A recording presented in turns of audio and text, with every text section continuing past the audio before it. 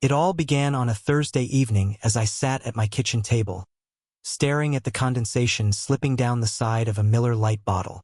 I'd stuck to just a six-pack, pacing myself in case the night took an unexpected turn.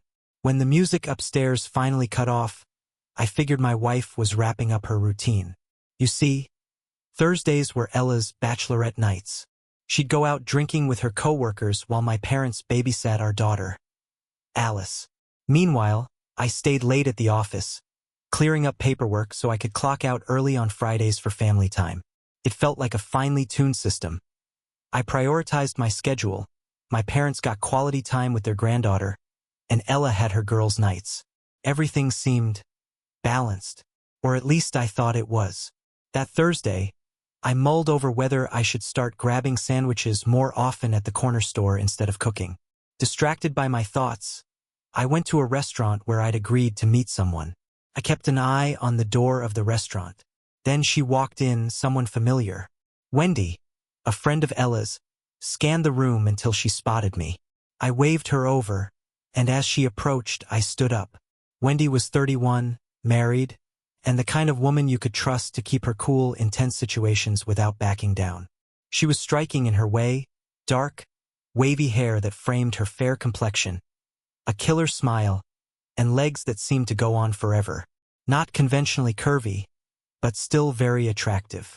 Her husband, Ryan, practically worshipped her, and she was just as smitten with him. As she slid into the seat across from me, she smiled. "Thanks for meeting me, William. I know you've got a lot on your plate, so it means a lot." "Not a problem, Wendy," I replied, though it did feel odd being there without Ella. "Still, meeting you like this feels a little strange. Usually, if I'm having dinner with someone, it's my wife. But since you said this was about her, I'm all ears. What's the occasion? You planning a surprise for Ella's birthday next month?" I wasn't prepared for the look of sadness that flashed across her face when I mentioned the birthday. "Wendy, what's going on?" I asked, my stomach tightening.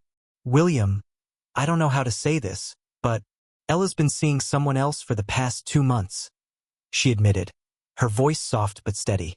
I blinked, stunned. "No, that has to be some kind of sick joke," I stammered, my brain refusing to accept her words.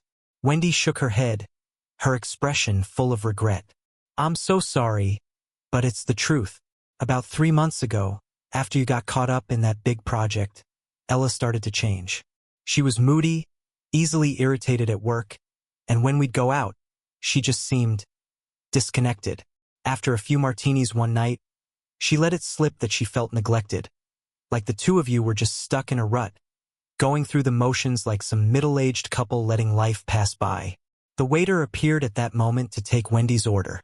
She chose a Cobb salad and a lemon iced tea, her calm demeanor a sharp contrast to the storm raging in my head. Ella? Seeing someone else? How could she keep that from me? In all our years together, I was sure we'd been honest, even in our rough patches.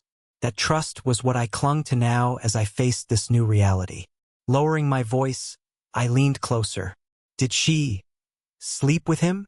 Wendy hesitated but answered carefully, "No, at least not that I know of. And to be fair, Ella's always been pretty upfront. So her keeping something like this from you is surprising to me, too." She went on, her words cutting deeper with every sentence. "Look, William, when Ella started venting about feeling unappreciated, we all sympathized with her. Everyone said she's a beautiful woman and deserves attention from her husband. I hate to admit it, but my sister was there that night, and her advice didn't help." I frowned, sensing there was more to this. "Your sister? What does she have to do with this?" Wendy sighed, pausing to thank the waiter who brought her drink. "Honestly, my sister Vanessa is reckless, to put it nicely. She's got this warped view of relationships, probably from watching our parents cheat on each other for years. They'd fight, cheat, then claim it was all fine because love conquers all. Vanessa bought into that nonsense and seems to think affairs are harmless as long as feelings are still intact. So when Ella mentioned her unhappiness, Vanessa practically encouraged her to find romance elsewhere. I tried to shut it down, but it planted a seed in Ella's mind. I clenched my jaw, anger simmering. So, you think Vanessa is the reason Ella strayed? Wendy shook her head. Not entirely, but she didn't help. The following week, this guy, Derek Lawson, showed up at our usual bar. Ella swears she didn't invite him, but she did tell him about our dance nights. Derek is, well, let's just say he's got a reputation. He chases any woman who gives him the time of day, married or not. Your wife caught his eye instantly, and instead of shutting him down, she entertains his attention. Not openly, but enough to raise eyebrows. Hearing this, I felt my stomach twist. And who is Derek, exactly? Wendy gave me a hard look. Derek Lawson is trouble. He's charming but sleazy, and everyone knows it. If he gets hit with one more harassment complaint, he's out of a job. Ella could easily stop him, but instead, she's keeping things ambiguous. She says they're just friends, that he listens to her and understands her problems. But when I asked if she'd act the same way if you were around, she blushed. That told me everything I needed to know. Then Ella got defensive, throwing out some comment about how I never noticed her anymore.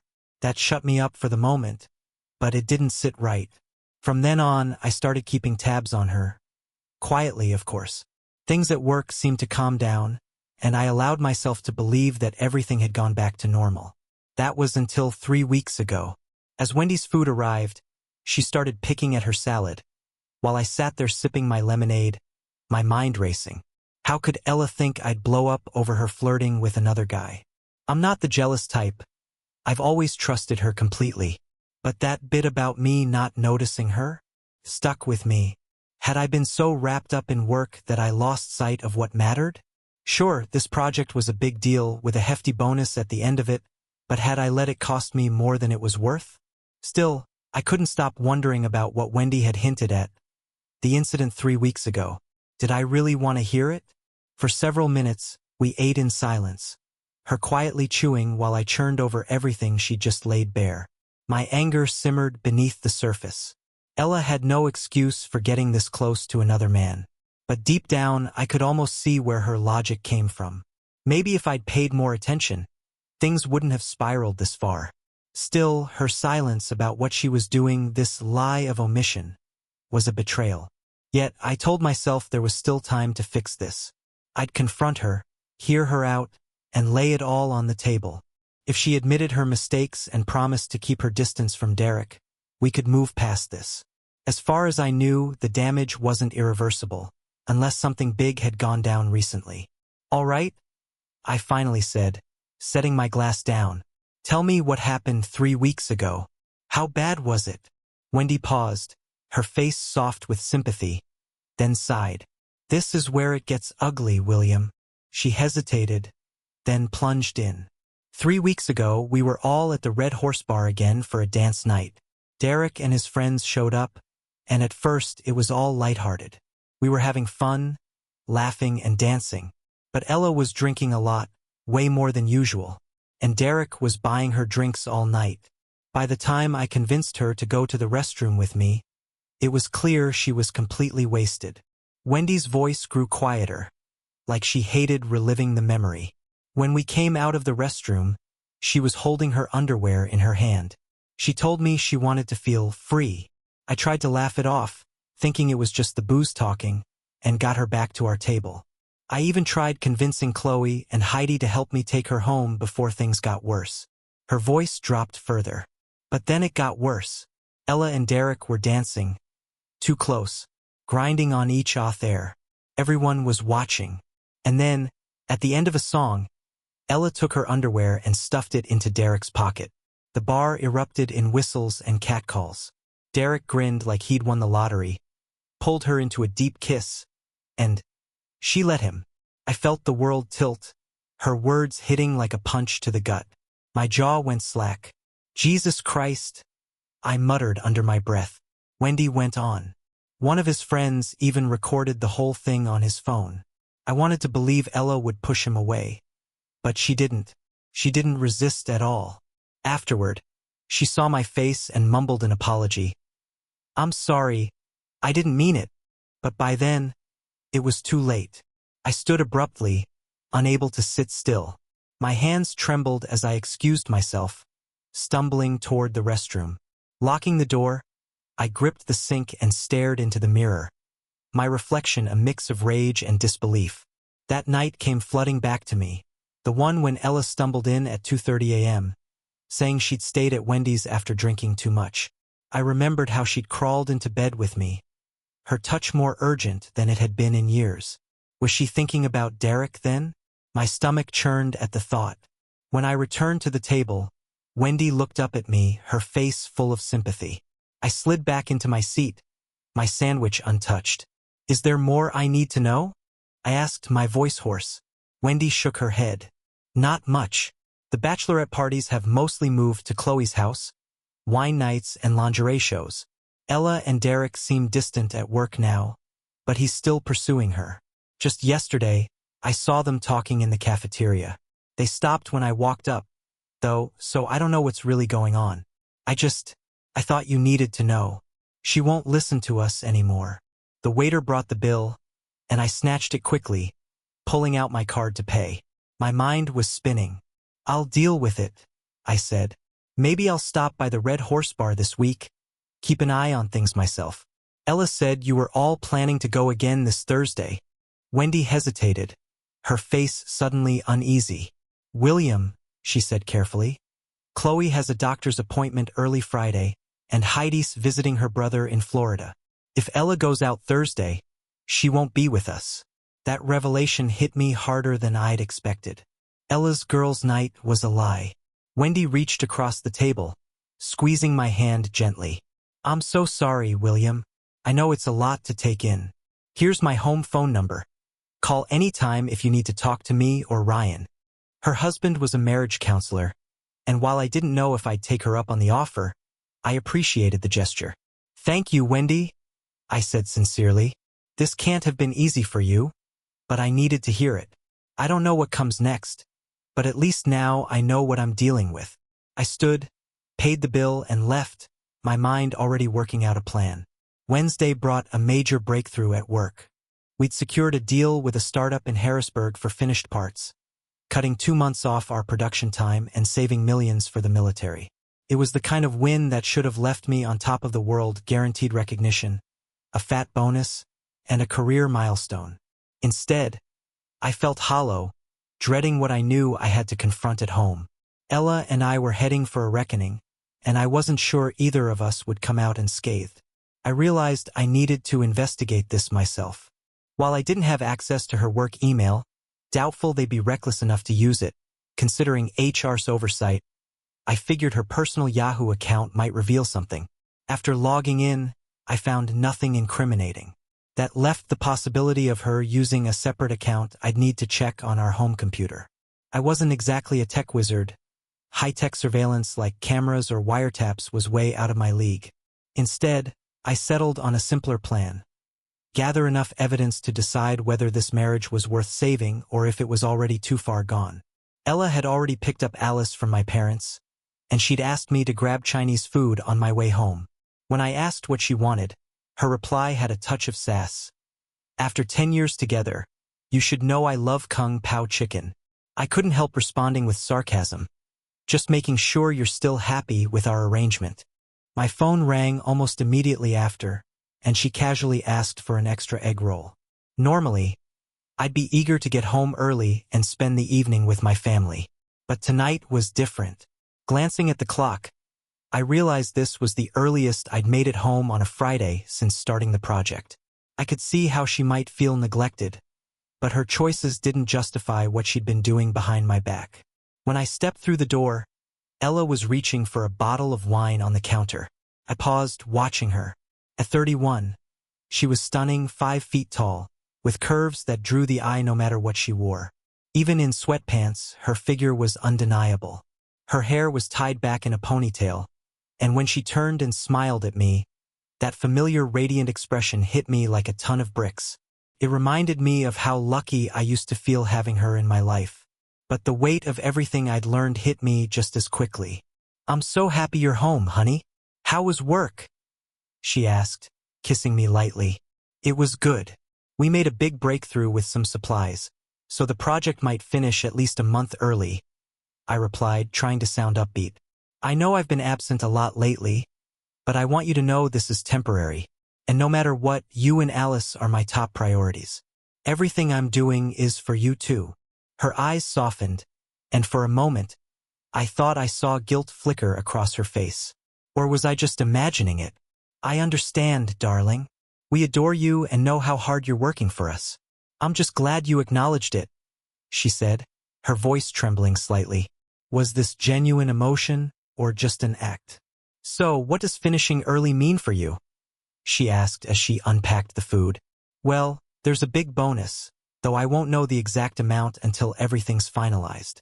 Plus, this government project will open doors to more work. As the project lead, I might even have opportunities to work directly with contractors. If all goes well, it'll be rewarding for the company.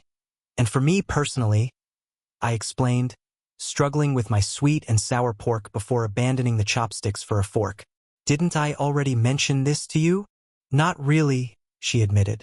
You talked about a big contract you couldn't discuss, but we haven't had much conversation since. But it seems like my husband is finally coming back, she added with a small smile. I decided to push a little. So, where are you ladies heading tomorrow night? Maybe I can swing by after work and make sure you all have a ride home. Her gaze shifted briefly to her food. Oh, we're going to the Red Horse Bar for some group dancing. But we'll probably be done before you're out of the office, she said, avoiding eye contact. My heart sank. After dinner, Alice tugged at my sleeve, asking for bedtime stories. I set aside my plate, carried her into the living room, and read story after story until her eyelids grew heavy and she drifted off. Ella, curled up on the sofa, had fallen asleep too, her book abandoned in her lap. I carried Alice upstairs, tucked her into bed, and kissed her forehead. Tears welled up as I thought about how much I wanted her to remember these moments of warmth and love, even if darker days were ahead. Wiping my face, I headed back downstairs. Ella was still asleep. I kissed her lightly, draped a blanket over her, and went to find her phone.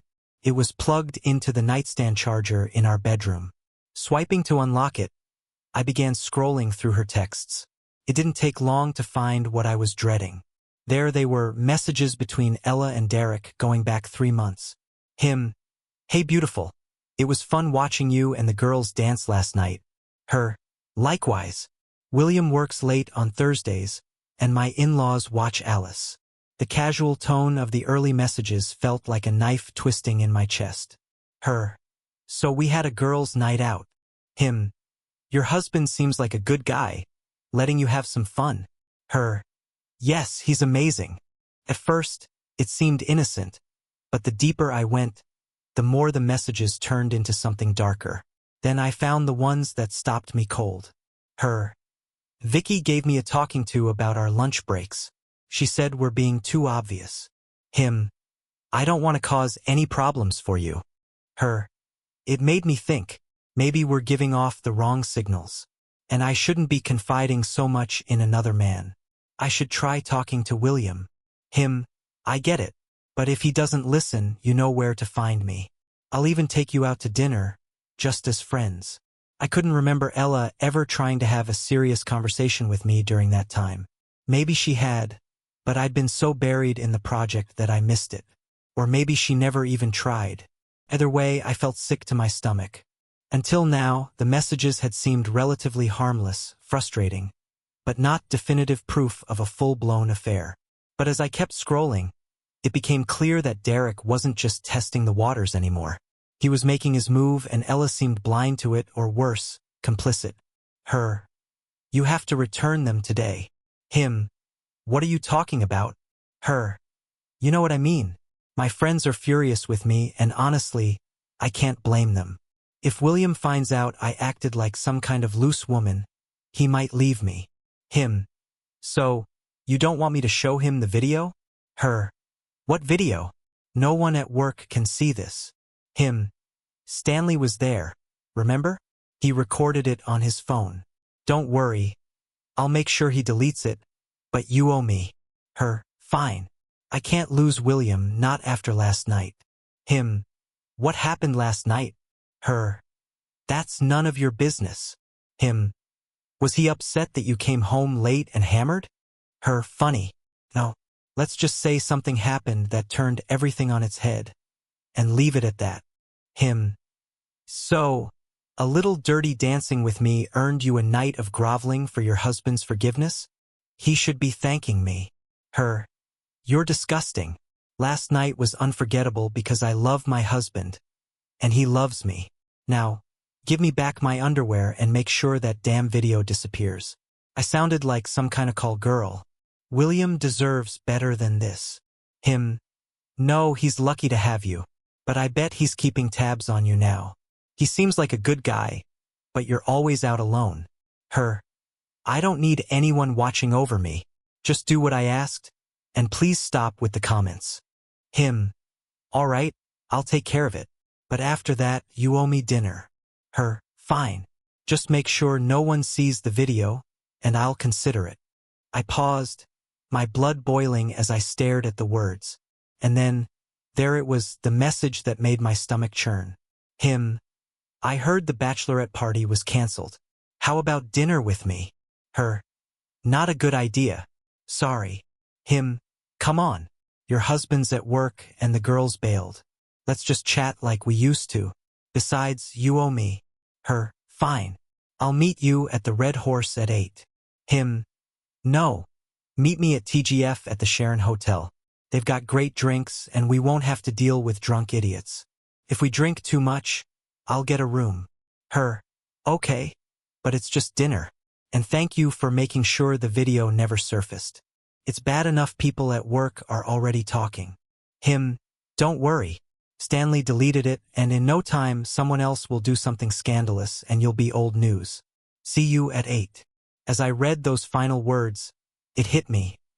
This was likely the end of my marriage.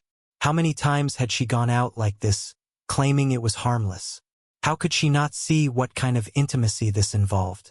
Closing the messages, I reconnected her phone to the charger, stripped off my clothes, and crawled into bed alone.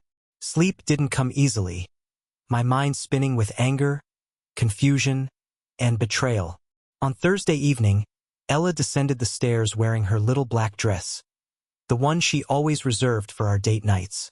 She looked breathtaking, but my chest tightened as I watched her. She hesitated when she saw me sitting at the dining table. I didn't think you'd be home so early, baby, she said, her voice faltering. I stared at her, my tone cold and flat. We need to talk, Ella. This is probably the most important conversation we'll ever have. Sit down. Her eyes widened, and she obeyed, perching nervously on the chair across from me. She reached for my hand like she always did, but I pulled away. I know there's no bachelorette party tonight, I began, my voice calm but hard. And I know you've been sneaking around with Derek Lawson. Her face crumpled. William, please. Let me explain. Damn it, Ella, listen. I slammed my fist on the table, cutting her off. She flinched, tears brimming in her eyes. I took a deep breath, forcing myself to stay in control. You don't speak until I've said everything I need to say. She nodded, visibly trembling. I know about the kiss you shared with him at lunch. I know about the dancing at the Red Horse, the underwear you handed him, the way you let him paw all over you. I know the only reason you were so passionate with me 3 weeks ago was because you were still on a high from him. And I know about the dinner you're planning with him tonight at the Sharon Hotel. I leaned forward, locking eyes with her. The only thing I don't know is whether or not you've already slept with him. And frankly, I'm not sure what's stopping you if you haven't. Her lip quivered, but she said nothing. Ella, you lied to me, not just about Derek, but about everything. You omitted the truth, danced around it, and manipulated me into thinking you were still the woman I married. I'm exhausted. My trust in you is gone, and I don't know if I even want to salvage this marriage. Your actions tell me you're not committed to it. So now I'm giving you 3 choices. I held up a finger. Option 1. Walk out that door and go to your boyfriend. Whether or not you sleep with him tonight doesn't matter.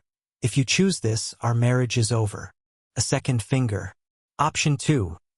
Stay here tonight and try to convince me that this marriage is worth saving. It'll be hard because right now, I don't believe a damn thing you say. But maybe you'll convince me to try. A third finger. Option 3. Take me with you tonight. We'll confront Derek together, and you'll tell him in front of me that he's never to contact you again. After that, I'll speak to him privately for 15 minutes. If you've never slept with him or gone beyond what I already know, I'll give this marriage everything I have to repair it. But if you've crossed that line, this is your one shot to earn my respect back. Her face went pale, and for a moment, I thought she might pass out. She looked at me, a mix of fear and regret clouding her eyes. Well, I asked, my voice steady. Option 1, 2, or 3. What's it going to be, Ella? The silence stretched between us, heavy and suffocating, as she struggled to find her words. William, I'm so sorry for everything. I really want to fix this. If we confront him, who's going to lead the conversation? Me or you? Her response caught me completely off guard. I'd expected her to take the easier route, staying home and trying to justify her actions. Agreeing to face Derek directly scored her some points, but she was still standing on shaky ground. Without a word, I grabbed the keys and headed for the car. Out of habit, I opened the passenger door for her, and she looked like she might break down on the spot. As we drove in silence, she finally glanced at me, her voice trembling. I really messed everything up, didn't I? Yes, Ella, you really did, I said, my eyes fixed on the road ahead. What can I do to make this right? She asked, her voice barely audible. I took a deep breath before answering. For starters, complete honesty. From now on, you don't hide things, omit details, or spin the truth to make yourself look better. If you want me to believe you again, you need to figure out how to rebuild that trust, because I didn't break it. Second, Derek is dead to you. No conversations, no pleasantries at work, no asking about his day. If he's in the same bar as you, you leave immediately. If you can't leave, you call me. No drinks, no gifts, no excuses, nothing.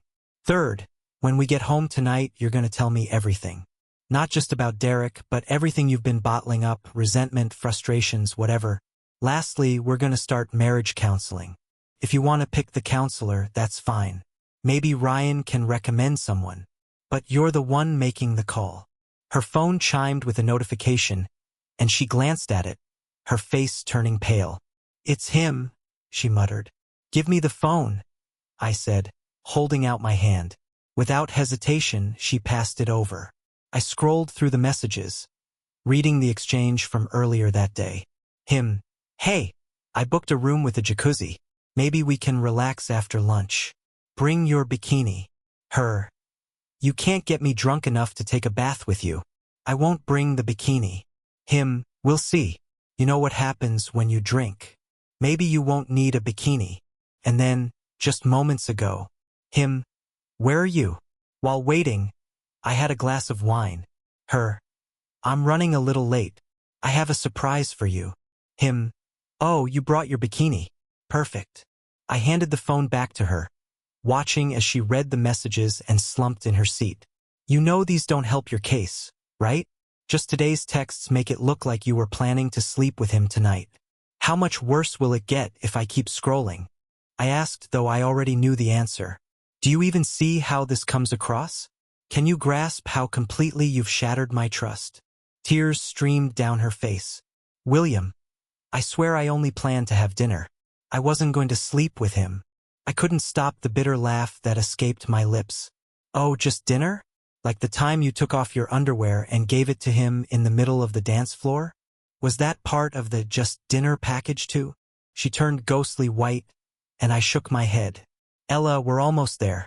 Fix your makeup and think carefully about what you're going to say to Derek.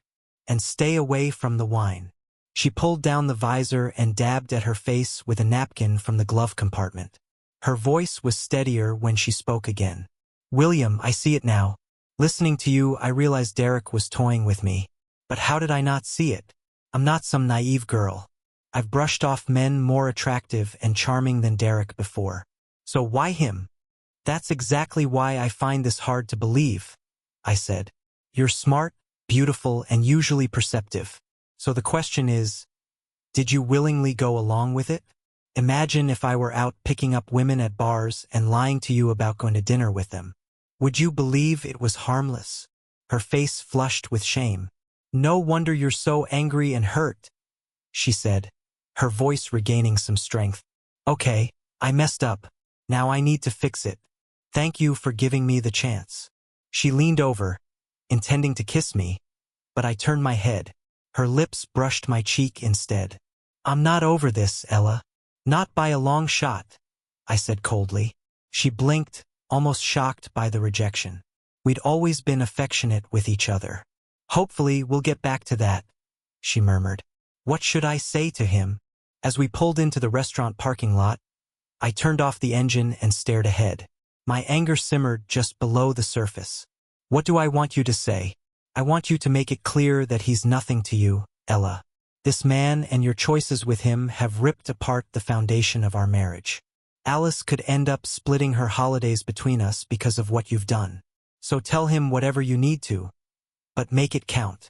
She sat in silence for a moment before opening the car door with a sigh. As we approached the restaurant in the hotel, she hesitated and reached for my hand. I didn't pull away, but I didn't return the gesture either. The red-haired hostess greeted us, asking if we were a party of two. Ella quickly cut in, saying we were meeting someone already here. The hostess nodded and motioned for us to look around. Ella nudged me and pointed toward the back of the restaurant. There he was, Derek, sitting near the door to the hotel, engrossed in his phone. Ella marched toward him with a determined expression, stopping at the edge of the table. I stood just behind her, arms crossed. Derek looked up, his face lighting up when he saw her. That smile evaporated the moment he noticed me. Derek? Ella began, her voice steady but firm. This is my husband, William Harris. He's understandably concerned about what's been happening, and after speaking with him, I have to agree. I've given him every reason to doubt me, and I'm ashamed of my actions. From this moment on, I want nothing to do with you. No calls, no texts, no communication of any kind. This ends now. I take full responsibility for letting things get this far, and I'm ending it here. Derek stared at her, stunned, his mouth opening and closing as if searching for the right response. Ella stood her ground, her shoulders straight, as she waited for his reaction. My husband knows about everything that happened at the Red Horse Bar, and I'm committed to fixing things with him, Ella said, her voice steady but tinged with shame. Tomorrow, I'll inform HR about the situation and make it clear that any personal conversations from you are unwelcome. For now, I'll sit at the bar while my husband talks to you. Before turning away, she leaned in, kissed me gently, and whispered, I'm truly sorry. I watched her walk toward the bar, her shoulders tense, and felt a conflicted mix of anger and relief. I took a seat across from Derek, sizing him up. He had dark hair, a slender build, and was dressed to impress. Objectively, I could see why some might find him attractive, though I wasn't much of a judge of men. He seemed about my height, though it was hard to tell with him seated. His gaze lingered on the wine glass in front of him, a telltale sign of his nerves. So, I started, keeping my voice calm. You thought it'd be a nice surprise to see her in a bikini? Derek smirked. Do you really think she's told you everything? I smiled faintly, leaning back in my chair. Actually, I do. I've known Ella for 10 years and been married to her for 8. I think I know her a bit better than some guy who's been chasing her for 3 months. The waiter came by, and I ordered a double Johnny Walker Black on the rocks, keeping my tone casual. Derek tried to keep his composure. She certainly knows how to keep a man happy, he quipped, nodding toward the untouched glass of wine he'd ordered for her. That's true, I replied with a broad grin. But I don't think you're speaking from experience. He chuckled darkly. Want pictures? I laughed, catching him off guard. You don't have pictures, and you know it. If she'd gone that far with you, you wouldn't be plotting to spike her drink like some amateur predator. His smirk faltered, his face betraying his shock. Bingo. I leaned forward, my voice low and deadly. You're nothing but a despicable coward. I should rip you apart right here, but I'm not interested in spending the night in jail. So instead, I'm going to give you 3 options. I jabbed my finger at him. Option 1. You leave right now, apologize to my wife on your way out, and tomorrow you resign from your job. Then you leave the city. I won't come after you if you stay gone. I raised a second finger. Option 2. You come to the police station tonight and admit to adding women's drinks with prohibited substances. Do your time, stay away from Ella, and when you're out, you leave the city. Again, I won't bother you if you're gone. I raised a third finger. Option 3. We sign up for a boxing match. In 4 weeks, we step into the ring, sign injury waivers, and settle this man-to-man. You'll still leave Ella alone afterward. And then, guess what? You leave the city. The waiter placed my scotch in front of me. I took a long sip, savoring the burn, and stared him down. Derek scoffed. You must think I'm an idiot. Why would I agree to any of that? I gave him a slow, menacing grin. Because if you don't, every time you walk to your car at night, you'll wonder if I'm waiting to break your legs. Every time you open your door, you'll fear someone barging in to settle the score. And every time you sip a drink, you'll question if it's been tampered with. You won't risk it. You're a coward. He smirked again, trying to regain control. Your wife didn't seem to think I was a coward last night. I took another slow sip of my scotch, then activated the voice recorder on my phone, setting it on the table. You were planning to prohibited substance my wife, weren't you? His eyes flickered with panic before he sneered. Yeah, just enough to loosen her up. My friends and I were going to have a little fun tonight. That was the final straw. Before I could stop myself, I grabbed him by the collar with one hand and with the other hand, struck him. His expression shifted into an unusual grimace. You're insane, he shrieked. I'm calling the cops. I laughed, leaning back in my chair. Please do. I'd love for them to test that wine and listen to this recording. Let's see how that works out for you. Within minutes, 2 police officers arrived. Apparently, they'd been eating nearby. They took my statement, confiscated the wine, and searched Derek. When they found a small baggie of white powder in his pocket, he clammed up and demanded a lawyer. The officers listened to my recording, which, while garbled, clearly caught Derek admitting to planning an assault. Ella and I spent the next several hours at the station giving our statements. By the time we were allowed to leave, it was nearly 4 a.m. As we pulled into the garage, Ella reached across the console and hugged me tightly. I let her cry on my shoulder for a moment before gently pushing her back. Ella, we still have a lot to discuss, but it's late, and we need rest. Tomorrow we'll figure this out together. Does that work for you? Yes, William, she said softly. Can I sleep beside you tonight? I nodded. Of course. The next morning, I woke up to find her curled against me. For the first time in weeks, I allowed myself a glimmer of hope. But as I lay there, I knew the road ahead would be long and uncertain. We had a lot to work through, and whether we'd come out stronger or break completely was still up in the air. My hand rested lightly on Ella's stomach, and she gently moved it up to her chest. The gesture stirred a wave of emotion in me, but I knew we couldn't rush back into anything too quickly. Sitting up, I playfully smacked her on the backside. Come on, get up.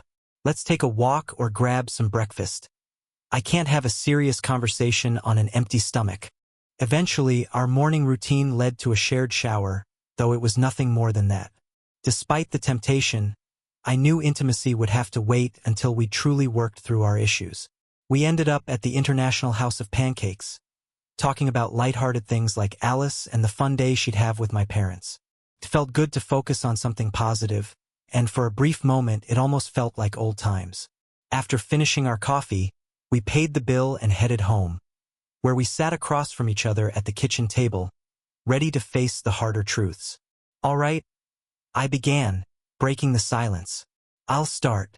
We don't need to rehash what kind of person Derek is. You've seen that for yourself. What I need to know is this. He claimed you slept with him and called me a teddy bear afterward. Is any of that true? Her eyes widened, and she shook her head emphatically. No, William. The worst thing that happened was that terrible night at the Red Horse. I understand how much I hurt you, but I swear it never went further than that. I sighed, leaning back. How am I supposed to believe you? You lied about going out with him last night. You downplayed that bar incident, and you hid your whole friendship with him from me. So why should I trust anything you say now? She looked at me earnestly. I've thought about that. What if I take a polygraph test? You mean a lie detector? I asked, skeptical. Yes, she said with determination. Schedule 1. Ask me anything you want. I'll be there, no matter the time or place. Her sincerity caught me off guard, and for the first time in days, I felt a sliver of hope. All right, I said after a pause. I know those tests aren't perfect, but it's a step in the right direction. I'll look into it. It might take a little time, but I'll make it happen. She nodded.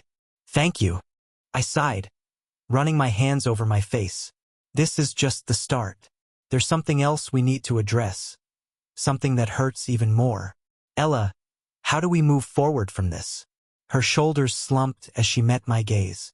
William, I know I've embarrassed you. That night with the underwear. It was humiliating for both of us. I hate that I put you through that, and I can see why it's hard for you to deal with me getting close to Derek. If you could believe it was just a platonic friendship, maybe that part wouldn't hurt as much.